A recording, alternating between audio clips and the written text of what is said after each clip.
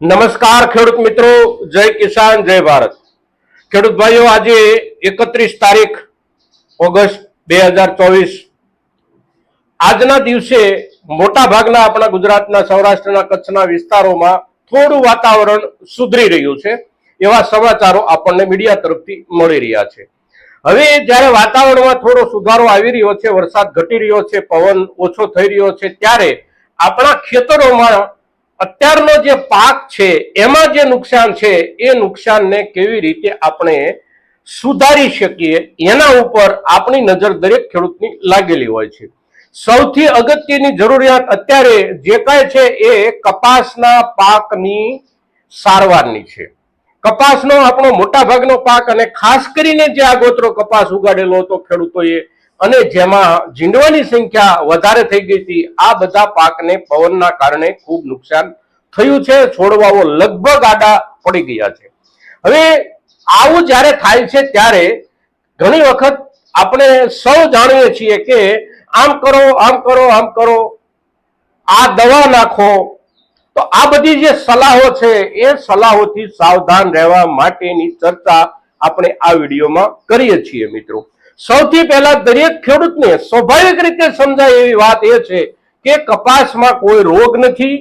રોગ નથી તો એને કોઈ દવાની જરૂર નથી। જે કાંઈ મુશ્કેલી છે આપણા કપાસના છોડને, એ મુશ્કેલી એક એક્સિડન્ટ, એક અકસ્માતના કારણે છે, અને અકસ્માતના કારણે જ્યારે એને મુશ્કેલી છે ત્યારે અત્યારે એટલી બધી ભરમાર 2 દિવસથી ચાલે છે સોશિયલ મીડિયા ઉપર કે આ દવા છાંટો, આ દવા છાંટો, આ દવા છાંટો, કપાસ ઉભો થઈ જશે। અરે ભાઈ, કપાસ ઉભો થઈ જવાની કોઈ દવા નથી, અને કપાસનું આડું પડી જવું એ કપાસનો રોગ નથી। આપણે સ્વાભાવિક રીતે આપણા છોડ, આપણા ખેતરની પરિસ્થિતિ આ જોયા પછી આપણને એવું પણ લાગે કે હવે ઝડપથી આને આપણે સારું કરી લઈએ, પણ એવું નથી થતું। એકાદ 2 દિવસ, 3 દિવસ અત્યારના દિવસોના વાતાવરણને ધ્યાનમાં લઈને છોડમાં કુદરતી રીતે થોડી રિકવરી જ્યાં સુધી નહીં આવે ત્યાં સુધી આપણા બાકીના કોઈ પણ પ્રયાસોની બહુ અસર થવાની શક્યતા નથી। સમય પ્રમાણે એકાદ 2 દિવસમાં જરૂર પડે અને આપણને એવું લાગે કે આપણા છોડ એ ગ્રહણ કરી શકે એવી સ્થિતિમાં આવ્યા છે, તો એને પોષક તત્વો થોડા રૂપમાં, થોડા પ્રમાણમાં આપવાનો પ્રયાસ કરીએ।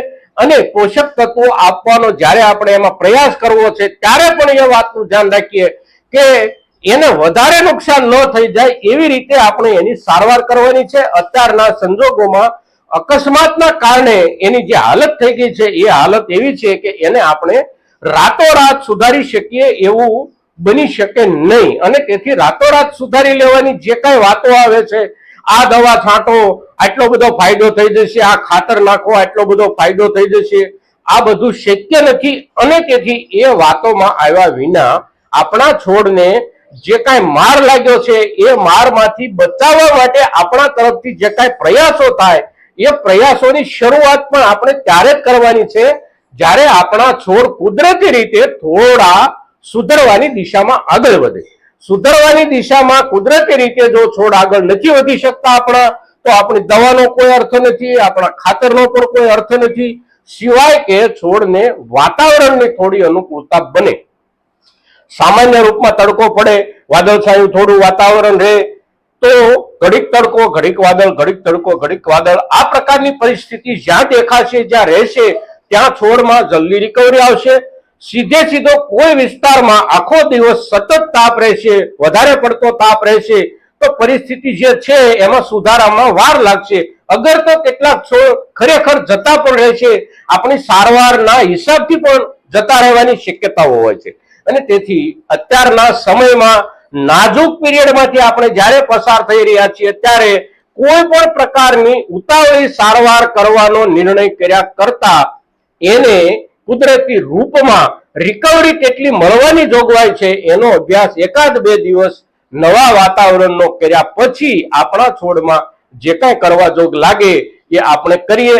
અને અગત્યની વાત સૌથી એ કે આ રોગ નથી તો એને કોઈ દવાની જરૂર નથી। દવાના છંટકાવથી બચવાનો પ્રયાસ કરો।